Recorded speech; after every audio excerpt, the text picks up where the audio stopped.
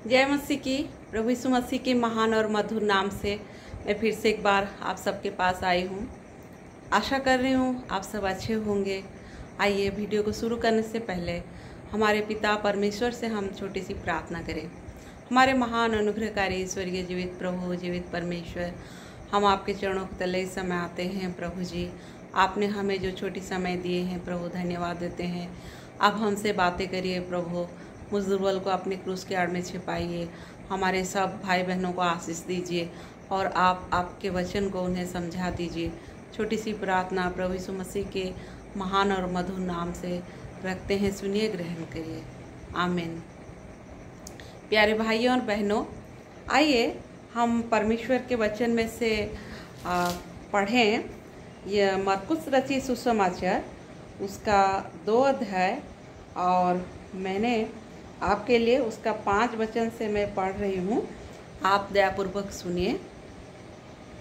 यीशु ने उनका विश्वास देकर उस लकवे के रोगी से कहा, हे पुत्र, तेरे पाप क्षमा हुए। तब कई शास्त्री जो वहाँ बैठे थे, उन्होंने अपने अपने मन में विचार करने लगे, ये मनुष्य क्यों ऐसा कहता है? ये तो परमेश्वर की निंदा करता है। परमेश्वर की छोड़ और कौन पाप क्षमा कर सकता है? यीशु ने तुरंत अपनी आत्मा में जान लिया कि वे अपने अपने मन में ऐसा विचार कर रहे हैं, और उनसे कहा, तुम अपने अपने मन में ये विचार क्यों कर रहे हो? सहज क्या है? क्या लकवे के रोगी से यह कहना कि तेरे पाप क्षमा हुए, या ये कहना कि उठ, अपनी खाट उठाकर चल फिर? परंतु जिससे तुम जान लो कि मनुष्य के पुत्र को पृथ्वी पर पाप क्षमा करने का भी अधिकार है, उसने उस लकवे के रोगी से कहा, मैं तुझसे कहता हूँ, उठ, अपनी खाट उठाकर अपने घर चला जा। प्यारे भाई और बहनों, यहाँ पर हम देखते हैं प्रभु यीशु मसीह एक बीमार आदमी को, जो लकवे के रोगी है, और लकवे के रोगी से प्रभु यीशु मसीह चंगा करते हैं। और उसको उसके दोस्तों ने लेकर के आए थे प्रभु यीशु मसीह के पास, और किस अवस्था में उसको लाए थे। उस घर में उनके लिए जगह नहीं था, तो कैसे उन्होंने छत को, जिसके नीचे प्रभु यीशु मसीह था, छत को खोल के प्रभु यीशु मसीह के पास उसको, लकवे के रोगी को पहुंचा दिए। और प्रभु ने क्या कहा? पहला उसको प्रभु ने कहा, हे पुत्र, तेरे पाप क्षमा हुए।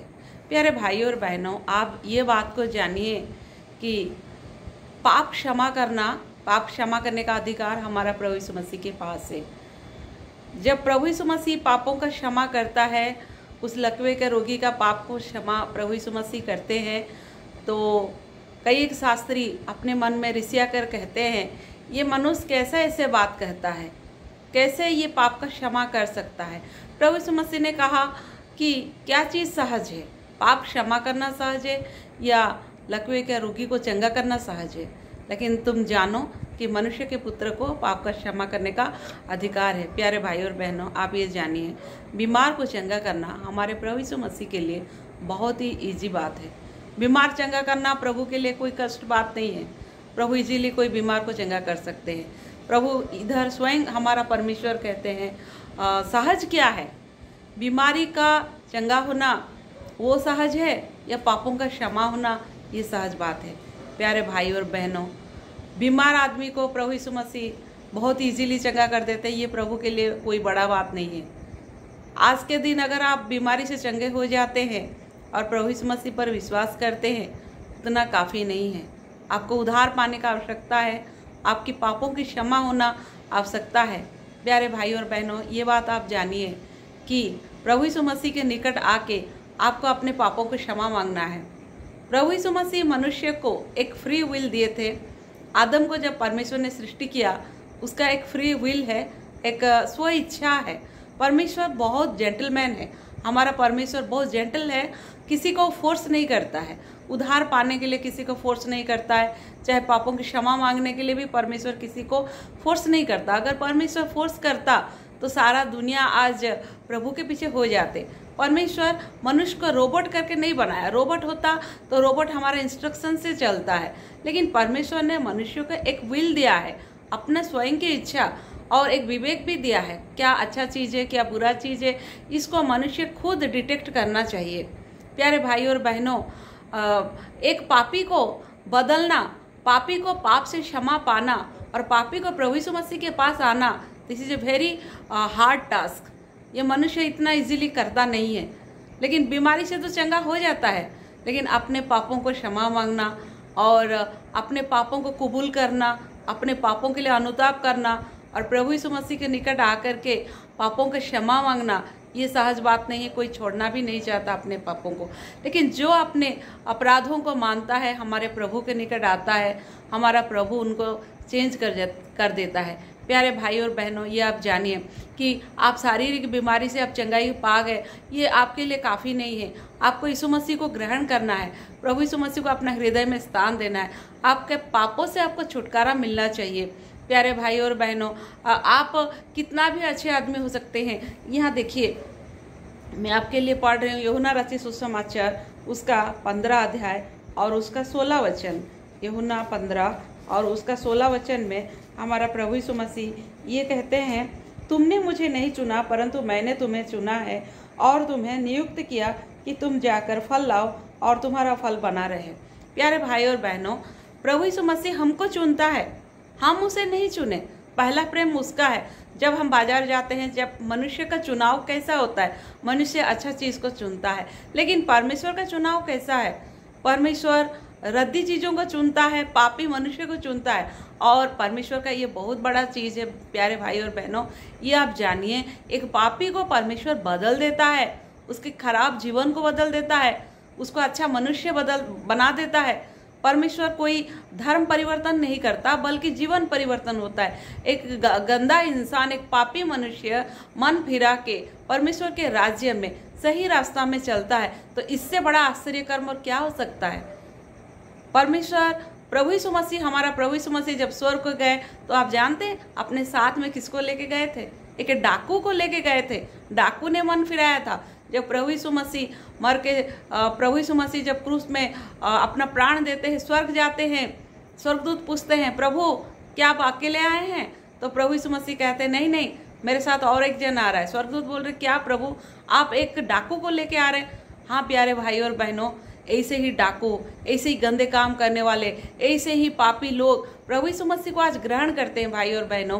और दूसरा कुरिन्थी 5 अध्याय का 17 वचन के अनुसार प्रभु का वचन कहता है कि यदि कोई मसीह में है तो वह नई सृष्टि है, पुरानी बातें बीत गई है, देखो सब कुछ नई हो गई है। प्यारे भाई और बहनों, हमारे प्रभु यीशु मसीह हमको कम्प्लीटली चेंज करता है। लेकिन प्यारे भाई और बहनों, क्या आप ये जानते हैं, ये प्रभु आपके ऊपर फोर्सफुली नहीं करता है। प्रभु जोर जबरदस्त कभी नहीं करता। आपका स्वेच्छा, आप कहेंगे, हाँ प्रभु, यस लॉर्ड, मैं एक पापी हूँ, मेरा ये बीमारी है, मैं पाप का बीमार हूँ, मुझे आप दया करके चंगा करें। आप देखिए, पुराना नियम में याकूब को इस्राएल बनाने के लिए प्रभु को 20 साल लग गया। पापी इंसान को, हाँ आप उद्धार पा गए, आपका पाप क्षमा हो गया। जब से आप उद्धार पा गए, आपका पापों का क्षमा हुआ, लेकिन सैंक्टिफिकेशन का जो प्रोसेस उसी दिन से शुरू होता है और प्रभु आपको अंश अंश करके अपने पुत्र यीशु मसीह के रूप में ढालते जाता है। प्रभु तैयार करता है, आपके अंदर के सब प्रकार की मैला खाद को दूर करता है और ये प्रोसेस जारी रहता है। याकूब से इस्राएल बनाने के लिए प्रभु को 20 साल लग गया। प्रभु जब क्रूस पे चढ़ाए गए थे, एक डाकू को प्रभु ने कन्वर्ट कर दिया। आज बहुत सारे लोग प्रभु यीशु मसीह के पास आके, जब आप सही मायने से प्रभु यीशु मसीह को आप ग्रहण करेंगे, सही मायने से आपका पापों का छुटकारा आपको मिलेगा, सही मायना से क्रूस को आप अपना जीवन में अपनाएंगे। ये नहीं कि क्रूस को कंधा में पकड़ के उठा के आपको क्रूस का रास्ता जाना है, वो नहीं है भाई और बहनों। कि क्रूस का लॉकेट पहनना, वो आप क्रूस के पीछे चलने वाले, उसका वो मतलब नहीं है। सही मायने में आप प्रभु यीशु मसीह को हृदय में ग्रहण करना है। और मैं आज अभी आपके लिए एक न्यू टेस्टामेंट का एक बहुत ही ज्वलंत उदाहरण मैं आपको दूंगी, जो कि आप पौलुस को कौन नहीं जानता, जो कि पहले वो साउल था। और साउल के बारे में मैं आपको बताती हूँ, साउल कैसा आदमी था। मैं उसके लिए आपको मैं पढ़ के सुना रही हूँ फिलिपियों की पत्री उसका 3 अध्याय, फिलिपी 3 अध्याय। यहाँ पर पौलुस क्या बोलता है, पर मैं तो शरीर पर भी भरोसा रख सकता हूँ। यदि किसी और को शरीर पर भरोसा रखने का विचार हो तो मैं उसे बढ़कर रख सकता हूँ। पौलुस कहता है, पौलुस अपना बता रहा है, अपना क्वालिटी, अपना क्वालिफिकेशन, वो कैसा है, क्या है, सब कुछ बता रहा है। और कह रहा है 8वां दिन मेरा खतना हुआ, इस्राएल के वंश का हूँ और बिन्यामीन के गोत्र का हूँ, इब्रानियों का इब्रानी हूँ, व्यवस्था के विषय में यदि कहो तो फरीसी हूँ। एक फरीसी का नेचर आप देखिए यहाँ। उत्साह के विषय में यदि कहो तो कलीसिया का सताने वाला, और व्यवस्था की धार्मिकता के विषय में यदि कहो तो निर्दोष था। पौलुस निर्दोष था। अगर वो निर्दोष था, व्यवस्था, एक फरीसी ऐसे रहता है। अगर पौलुस इतना निर्दोष था तो उसको उद्धार पाने के लिए क्या आवश्यकता था? मैं आपके लिए पढ़ रही हूँ वही पौलुस, रोमियो उसका 1 अध्याय का 16 वचन में क्या बोलता है, वो वही पौलुस क्या कह रहा है। देखिए, जब पौलुस उद्धार पाता है, प्रभु यीशु मसीह को ग्रहण करता है, तो पौलुस क्या कहता है। रोमी 1 अध्याय का 16 वचन में आपके लिए पढ़ रही हूँ। क्योंकि मैं सुसमाचार से नहीं लजाता, इसीलिए कि वो हर एक विश्वास करने वालों के लिए, पहले तो यहूदी फिर यूनानी के लिए, उद्धार के निमित्त परमेश्वर की सामर्थ्य है। देखिए भाई और बहनों, पौलुस कह रहा है मैं सुसमाचार से नहीं लजाता, मेरे पास इतना अच्छा क्वालिफिकेशन, मैं फरीसी हूँ, मैं निर्दोष हूँ, स्टिल देन मेरे लाइफ में मुझे यीशु मसीह की आवश्यकता है। आपके पास कितना अच्छा क्वालिटी हो, कितना अच्छा डिग्री हो, प्रभु का वचन बोलता है ये संसार की ज्ञान को परमेश्वर मूर्खता ठहराता है। संसार की बलवान चीज़ों वो परमेश्वर की नज़र में दुर्बल है। और एक वचन मैं आपके लिए पढ़ रही हूँ, 1 कुरिन्थी 1 अध्याय, और उसका वहाँ पर भी पौलुस क्या कह रहा है। देखिए, 1 कुरिन्थी 1 अध्याय का 16 वचन, क्योंकि क्रूस की कथा नाश होने वालों के लिए मूर्खता है, परंतु हम उद्धार पाने वालों के लिए परमेश्वर की सामर्थ्य है। देखिए प्यारे भाई और बहनों, आज संसार के लोग क्रूस की कथा उनके लिए मूर्खता है, कोई उसको एक्सेप्ट नहीं करते हैं, लेकिन जो उद्धार पाना चाहता है उसके लिए परमेश्वर की सामर्थ्य है। हमारा परमेश्वर चेंज करता है। ये पौलुस जो प्रभु का वचन कहता है, उत्साह के विषय में यदि कहो तो कलीसिया का मैं सताने वाला, ये एक फरीसी था।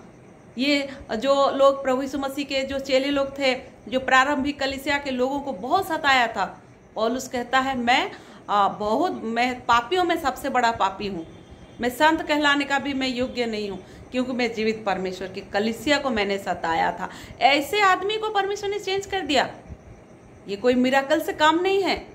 अगर आज आप शारीरिक बीमारी को चंगाई पाके देखते, this is a great miracle, but इससे भी बढ़कर मिराकल यह है कि एक पापी का मन परिवर्तन होता है। एक पापी जब चेंज हो जाता है, प्रभु यीशु मसीह आपका जीवन को चेंज करना चाहता है, आपका लाइफ चेंज करना चाहता है, आपका स्वभाव चेंज करना चाहता है। जब आप प्रभु यीशु मसीह के पास आएंगे, डे टू डे लाइफ में प्रभु आपको अंश अंश करके, थोड़ा थोड़ा करके प्रभु आपको चेंज करते जाएंगे। और प्रभु यीशु मसीह के खून में ताकत है प्यारे भाई और बहनों।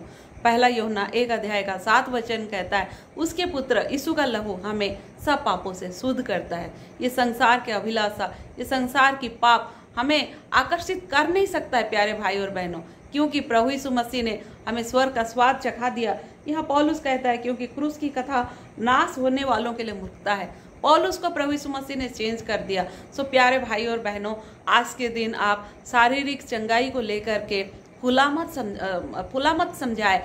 आप ये मत समझिए कि मुझे इतना मिल गया ये काफ़ी है। आपका हृदय परिवर्तन होना है, क्योंकि आज आपका शारीरिक चंगाई आपको मिल गया, आप नेक्स्ट दिन आप यीशु मसीह को ठुकरा सकते हैं, आप यीशु मसीह को छोड़ सकते हैं। लेकिन सही मायना में अगर आपके अंदर उद्धार का काम हुआ है, आप यीशु मसीह को आप अपने मरते दम तक आप कभी नहीं छोड़ेंगे। और प्रभु यीशु मसीह ऐसे चेलों को चाहता है प्यारे भाई और बहनों। जब प्रभु यीशु मसीह 5 रोटी 2 मछलियों को खिलाया था, कितने लोग थे? 5000 लोग थे प्रभु यीशु मसीह के साथ। लेकिन जब क्रूस में प्रभु यीशु मसीह टंगाए गए, कितने लोग थे? सिर्फ उसके चेले लोग थे, कोई साथ में नहीं था। इवन प्रभु यीशु मसीह को इनकार करने वालों में से पतरस नंबर 1 में आ गया। देखिए भाई और बहनों, वही पतरस जो प्रभु को इनकार किया, वही थोमा जो संदेह करने वाला थोमा था, वही याकूब और यूहन्ना जो हम में से कौन बड़ा है, हम प्रभु का दाहिना बायां बैठेंगे, उनमें हम में से कौन बड़ा है उसको लेकर वितर्क होता था। यही चेलों को हमारा प्रभु यीशु मसीह ने चेंज कर दिया प्यारे भाई और बहनों। जो पतरस एक लौंडी से डरता था, एक छोटी सी लौंडी से डरता था, 3 बार प्रभु को इनकार किया, वही पतरस 11 के साथ खड़ा होकर के कहता है, जिस यीशु को तुमने क्रूस पर चढ़ाया उसका हम गवाह हैं। प्यारे भाई और बहनों, आपका लाइफ एक्सट्रीमली प्रभु ने चेंज कर देगा। पतरस निराश हो गया था, मछली मारने चला गया था, लेकिन प्रभु यीशु मसीह ने उसको छुआ, उसका लाइफ चेंज हो गया प्यारे भाई और बहनों। और वही पतरस प्रभु का गवाह बना, वही पौलुस प्रभु का गवाह बना। प्रभु ने ऐसे बदल देते हैं, ये कोई मिराकल से कम बात नहीं है। एक इंसान जब अपना पाप का रास्ता छोड़ के सही मायना में चलता, आज प्रभु यीशु मसीह का जो साल्वेशन, प्रभु यीशु मसीह का मृत्यु, प्रभु यीशु मसीह का क्रूस की कथा मानव जाति के लिए ग्रेटेस्ट तोहफा है प्यारे भाई और बहनों, परमेश्वर की ओर से। इसीलिए यूहन्ना 3:16 में कहता है, परमेश्वर ने जगत से ऐसा प्रेम रखा कि उसने अपने एकलौता पुत्र दे दिया, वो अपना पुत्र दे दिया। यीशु मसीह सन ऑफ गॉड है और वो हमारे लिए प्राण दिया कैलोरी के क्रूस पर। यह हमारे लिए तोहफा है। प्रभु यीशु मसीह हमारा जीवन को बदलता है और हमें परमेश्वर के निकट लेता। हमारा परमेश्वर खराब चीज़ को, हमारा परमेश्वर रफ स्टोन को बनाता है, नक्काशी करता है और उसको सुंदर रूप देता है प्यारे भाई और बहनों। और परमेश्वर को यही अच्छा लगता है। सो आइए आज के दिन हम परमेश्वर के निकट सही मायना से प्रभु यीशु मसीह को हृदय में ग्रहण करें, साल्वेशन को स्वीकार करें जो परमेश्वर आज हमको दे रहा है। ये अनुग्रह का द्वार आज खुला है प्यारे भाई और बहनों। वो समय, बहुत थोड़ा समय अभी रह गया, हमारा प्रभु यीशु मसीह का दूसरा आगमन, दोबारा आगमन फिर से होने वाला है। प्रभु का सेकंड कमिंग बहुत ही शीघ्र होने वाला है और उस समय में आपको और समय नहीं मिलेगा। सो आज के दिन हम अपने पापों को परमेश्वर के सामने क्षमा मांगे, प्रभु यीशु मसीह की शरण में आए, प्रभु यीशु मसीह के सामने अपने पापों को कबूल करें, माने। प्रभु ने कहा सहज क्या है, पाप क्षमा करना सहज है या बीमारी को चंगा करना सहज है। एक बीमारी, पाप से आपको छुटकारा मिल भी जाता है, लेकिन आप प्रभु के पीछे चलना इतना सहज नहीं। याकूब से इस्राएल बनना 20 ईयर्स लग गया। क्यों इतना साल लगा? क्योंकि इंसान का नेचर है परमेश्वर के साथ हमेशा विद्रोह करने का नेचर है। अगर आप एग्री होंगे, परमेश्वर के हर बात में हाँ में हाँ मिला देंगे, तो प्रभु का वो सैंक्टिफिकेशन का प्रोसेस बहुत स्पीडीली काम करेगा। सो आइए प्यारे भाई और बहनों, इस वचन के लिए छोटी सी प्रार्थना करें और परमेश्वर का धन्यवाद दें। हमारे महान अनुग्रहकारी स्वर्गीय जीवित पिता, आपके सुंदर वचन के लिए धन्यवाद देते। हमारे भाई बहनों को आशीष दे, जो लोग आज आपके वचन सुन रहे, समझ रहे, दया करिए प्रभु। आप सही मायना से उनको उद्धार पाने में सहायता करें, उनके जीवन में एक परिवर्तन डाल दीजिए। और प्रभु जी, गंदा रास्ता में चलते, गलत रास्ता में चलते, पाप के मार्ग में चलते, आप उनको वहाँ से निकाल के सही मार्ग में चलाइए और स्वर्गीय शांति, स्वर्गीय आनंद दीजिए। छोटी सी प्रार्थना प्रभु यीशु मसीह के नाम से रखती हूँ, दया सुनिए, ग्रहण करिए। आमीन। जय मसीह की।